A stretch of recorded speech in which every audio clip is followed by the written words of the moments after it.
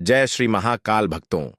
आज हम एक ऐसे विषय पर बात करने वाले हैं जिसे बहुत लोग नजरअंदाज कर देते हैं, लेकिन इसका असर सीधे हमारे जीवन, हमारे घर की सुख शांति और हमारी आर्थिक स्थिति पर पड़ता है।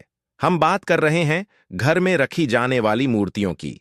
बहुत बार लोग बिना सोचे समझे सिर्फ सुंदरता या सजावट के लिए घर में किसी भी प्रकार की मूर्ति रख लेते हैं। लेकिन क्या आप जानते हैं कि कुछ मूर्तियां ऐसी होती हैं जिन्हें घर में रखना अशुभ माना जाता है और ये धीरे धीरे आपकी खुशियों को खत्म कर सकती हैं। आज की इस वीडियो में हम विस्तार से जानेंगे कि किन किन मूर्तियों को घर में नहीं रखना चाहिए, क्यों नहीं रखना चाहिए और अगर रख ली हैं तो क्या करना चाहिए। सबसे पहले बात करते हैं टूटी हुई मूर्तियों की। अगर आपके घर में किसी भी देवी देवता की टूटी या खंडित मूर्ति है तो उसे तुरंत हटा देना चाहिए। शास्त्रों के अनुसार खंडित मूर्ति में सकारात्मक ऊर्जा नहीं रहती, बल्कि वह नकारात्मक ऊर्जा को आकर्षित करती है। ऐसी मूर्तियां घर में रखने से पूजा का फल नहीं मिलता और घर में अशांति बढ़ने लगती है। कई बार बिना वजह झगड़े होते हैं, मन अशांत रहता है और कामों में रुकावट आने लगती है। अब बात करते हैं उग्र रूप वाली मूर्तियों की, जैसे मां काली का उग्र रूप, भगवान शिव का तांडव रूप या किसी भी देवी देवता का क्रोधित स्वरूप। इन मूर्तियों को घर में रखने की बजाय मंदिर या विशेष स्थान पर रखा जाता है। घर के लिए हमेशा शांत और सौम्य रूप वाली मूर्तियां ही शुभ मानी जाती हैं। अगर आप घर में उग्र रूप की मूर्ति रखते हैं तो इससे घर का वातावरण भारी और तनावपूर्ण हो सकता है। मन में चिड़चिड़ापन बढ़ता है और परिवार के बीच तालमेल बिगड़ सकता है। अब बात करते हैं रोती हुई या दुखी चेहरे वाली मूर्तियों की। कुछ लोग सजावट के लिए ऐसी मूर्तियां रखते हैं जिनमें कोई व्यक्ति दुखी, रोता हुआ या निराश दिखाया गया हो।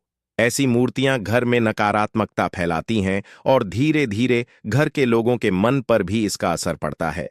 जीवन में निराशा बढ़ती है और सकारात्मक सोच खत्म होने लगती है। अब बात करते हैं युद्ध या हिंसा दर्शाने वाली मूर्तियों की।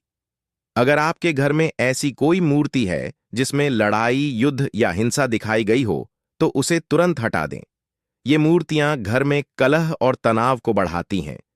ऐसे घरों में शांति नहीं टिकती और बार बार विवाद होते हैं। अब बात करते हैं एक से ज्यादा एक ही देवी देवता की मूर्तियों की। बहुत लोग एक ही भगवान की कई मूर्तियां घर में रख लेते हैं, खासकर पूजा घर में। शास्त्रों के अनुसार एक ही देवी देवता की कई मूर्तियां रखना उचित नहीं होता। इससे ऊर्जा का संतुलन बिगड़ जाता है और पूजा का सही फल नहीं मिलता। अब बात करते हैं बहुत बड़ी मूर्तियों की। घर में बहुत बड़ी मूर्ति रखना भी ठीक नहीं माना जाता, खासकर अगर उसका सही विधि से पूजन न किया जाए। बड़ी मूर्तियों के लिए विशेष नियम होते हैं जिन्हें अगर आप नहीं निभा सकते तो ऐसी मूर्तियां घर में नहीं रखनी चाहिए। अब बात करते हैं ऐसी मूर्तियों की जिनका संबंध श्मशान या तांत्रिक साधना से होता है।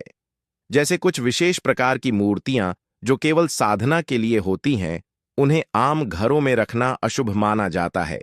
इनका प्रभाव बहुत गहरा होता है और अगर सही ज्ञान न हो तो नुकसान हो सकता है। अब सबसे महत्वपूर्ण बात, कई लोग कहीं से भी मूर्ति खरीद लेते हैं या किसी से उपहार में मिल गई तो उसे घर में रख लेते हैं। लेकिन यह ध्यान रखना जरूरी है कि मूर्ति हमेशा शुद्ध स्थान से और सही भावना के साथ ही घर में लानी चाहिए। अब बात करते हैं कि अगर आपके घर में ऐसी कोई मूर्ति पहले से है तो क्या करें। सबसे पहले घबराएं नहीं। शांत मन से उस मूर्ति को हटाएं और उसे किसी नदी या जल में प्रवाहित करें या किसी मंदिर में दान कर दें। मूर्ति को कभी भी कूड़े में न फेंकें। इसके बाद अपने घर में गंगा जल का छिड़काव करें और भगवान से प्रार्थना करें कि घर में सुख शांति बनी रहे। अब एक विशेष उपाय, हर गुरुवार या सोमवार को घर में दीपक जलाएं और भगवान के सामने बैठकर शांत मन से प्रार्थना करें। अगर संभव हो तो घर में छोटी और सौम्य रूप वाली मूर्ति ही रखें और नियमित पूजा करें। इससे घर में सकारात्मक ऊर्जा बढ़ेगी और सभी परेशानियां धीरे धीरे दूर होने लगेंगी। अब बात करते हैं एक बहुत ही महत्वपूर्ण और प्रभावशाली विशेष उपाय की, जिसे करने से घर में मौजूद नकारात्मक ऊर्जा दूर होती है और सुख शांति वापस आने लगती है। इस उपाय को करने के लिए आपको ज्यादा कुछ नहीं चाहिए, बस थोड़ी सी श्रद्धा और सही विधि।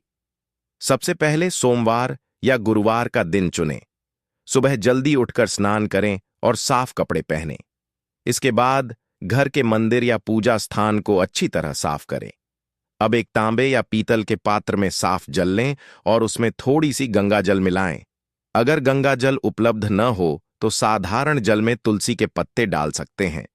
अब इस जल को अपने पूरे घर में छिड़काव करें, खासकर उन जगहों पर जहां आपको भारीपन या नकारात्मकता महसूस होती है, जैसे मुख्य द्वार, रसोई, बेडरूम और घर के कोने। इसके बाद एक मिट्टी का दीपक लें और उसमें सरसों के तेल का दीपक जलाएं। इस दीपक को भगवान के सामने रखें और शांति से बैठ जाएं। अब 11 बार एयूएम नमः शिवाय मंत्र का जाप करें। जाप करते समय मन में अपने घर की सुख शांति और समृद्धि की कामना करें। इसके बाद एक छोटी और साफ सुथरी भगवान की मूर्ति या तस्वीर रखें जो शांत और सौम्य रूप में हो। याद रखें, मूर्ति बहुत बड़ी न हो और न ही कोई खंडित या उग्र रूप वाली हो। अब हर दिन सुबह और शाम उस दीपक को जलाने की आदत डालें और कम से कम एक बार भगवान का नाम जरूर लें। इस उपाय को लगातार 7 दिनों तक करने से आप खुद महसूस करेंगे कि घर का वातावरण हल्का और सकारात्मक हो गया है। झगड़े कम होंगे, मन शांत रहेगा और धीरे धीरे रुके हुए काम भी बनने लगेंगे। सबसे जरूरी बात, इस उपाय को करते समय विश्वास और सकारात्मक सोच बनाए रखें, क्योंकि किसी भी उपाय का असर तभी होता है जब मन पूरी तरह से साफ और सच्चा हो। अंत में बस यही कहना चाहेंगे कि घर सिर्फ ईंट और पत्थर का नहीं होता, उसमें हमारी ऊर्जा और भावनाएं बसती हैं। इसलिए जो भी चीजें हम घर में रखते हैं उनका प्रभाव जरूर पड़ता है। अगर आप इन छोटी छोटी बातों का ध्यान रखेंगे तो आपका घर हमेशा सुख, शांति और समृद्धि से भरा रहेगा। धन्यवाद।